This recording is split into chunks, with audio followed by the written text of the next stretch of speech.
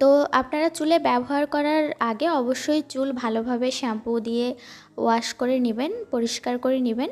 কখনোই তেল দেওয়া চুলে বা ভেজা চুলে বা অপরিষ্কার চুলে কিন্তু এই তেলটা ব্যবহার করা যাবে না। অনেকেই প্রশ্ন করেন যে এই তেলের সঙ্গে আর কোনো তেল মিশিয়ে ব্যবহার করতে হবে কিনা বা করা যাবে কিনা।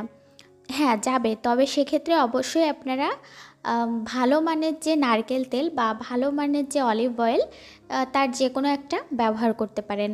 আর ক্যাস্টর অয়েলের কথা অনেকে জিজ্ঞাসা করেন যে এর সাথে ব্যবহার করা যাবে কিনা।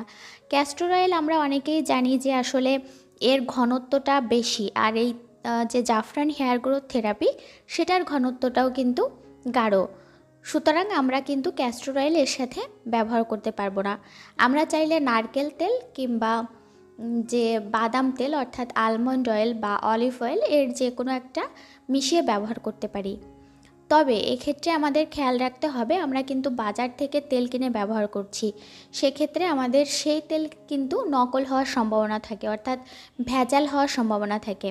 এই জন্য আমরা চেষ্টা করব শুধুমাত্রই জাফরান হেয়ার গ্রোথ থেরাপিটা ব্যবহার করার জন্য।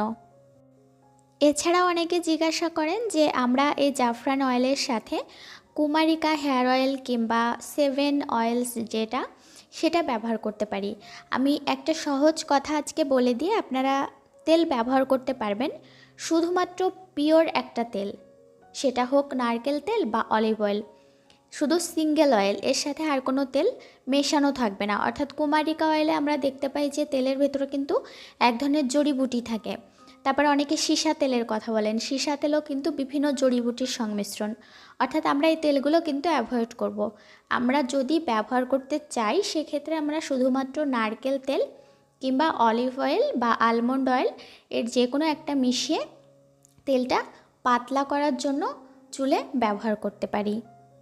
আর যদি কেউ চান যে আমি জাফরান হেয়ার অয়েলটা শুধুমাত্র সিঙ্গেলভাবে ব্যবহার করব, অর্থাৎ এর সাথে আর কোনো তেল ব্যবহার করব না, তো সেক্ষেত্রে আপনি চাইলে শুধুমাত্র জাফরান হেয়ার অয়েলটাও ব্যবহার করতে পারেন, কোনো সমস্যা নেই।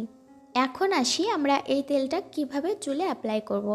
তো আপনারা ভিডিওতে দেখতে পাচ্ছেন আমি কিন্তু প্রথম থেকে একেবারে কানের বরাবর থেকে চুলটা সেকশন সেকশন করে তেলটা ব্যবহার করছি।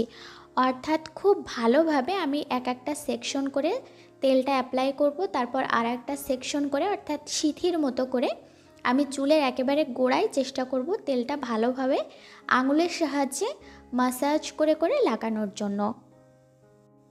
কারণ এই তেলটা যত ভালোভাবে আপনি মাসাজ করতে পারবেন, অর্থাৎ চুলের গোড়ায় পৌঁছে দিতে পারবেন, ততই কিন্তু বেনিফিটটা বেশি পাবেন। আর আপনারা চাইলে শুধুমাত্র মাথার স্কাল্পে অর্থাৎ মাথার তালুর দিকে ব্যবহার করতে পারেন, তবে এখানে আমি কিন্তু পুরো চুলে এই তেলটা অ্যাপ্লাই করে দিচ্ছি। কারণ এই তেলে যে উপাদানগুলো রয়েছে, এখানে যে মোম ব্যবহার করা হয় সেটি কিন্তু চুল সোজা করতে এবং চুলটা মসৃণ করতে অনেক সাহায্য করে। এজন্য আমি এখানে চুলের আগা থেকে শুরু করে গোড়া পর্যন্ত অ্যাপ্লাই করে দিব। তো আপনারা চাইলে গোড়ার দিকে ব্যবহার না করতে পারেন। এখন আসি আসলে এই তেলটা কতটুকু কাজ করে। তো তেলটা আসলে অনেকে বলে যে একেবারে চুল মাথায় ভরিয়ে দেয় নিয়মিত ব্যবহারে। তো আপনার চুল পড়া কমাবে এবং আসলে এক একজনের হয় কি যে মাথার চুল কিন্তু এমনি বংশগতভাবে বা তার শারীরিক গঠন অনুসারে পাতলা বা ঘন হয়। তো সেক্ষেত্রে যাদের চুল একেবারেই পাতলা রয়েছে তাদের কিন্তু আসলে কোনো দিনও হাঁটুর নিচে বা একেবারে পা পর্যন্ত লম্বা করা সম্ভব নয়। কিন্তু আপনি যদি ব্যবহার করেন রেগুলার, সেক্ষেত্রে আপনার চুলটা ঘন হবে এবং চুলটা আগের থেকে সুন্দর হবে। তো আমার কাছ থেকে যদি পরামর্শ চান তো ব্যবহার করতে পারেন, তবে যাদের অতিরিক্ত ঠান্ডার সমস্যা রয়েছে তাদের কিন্তু একটু সাবধানভাবে লাগাতে হবে, কারণ এই তেলটা এমনিতেই প্রচুর ঠান্ডা এবং আপনার ঠান্ডা লেগে যেতে পারে। তো এই তেলটা চুলে অ্যাপ্লাই করে আপনি চাইলে সারা রাত রেখে পরের দিন সকালে শ্যাম্পু করতে পারেন। আর যদি না রাখতে চান সেক্ষেত্রে আপনি 50 মিনিট থেকে 1 ঘন্টা পর্যন্ত এটি রেখে আপনি যে কোনো ভালো মানের হার্বাল শ্যাম্পু দিয়ে চুলটা ওয়াশ করে ফেলতে পারেন।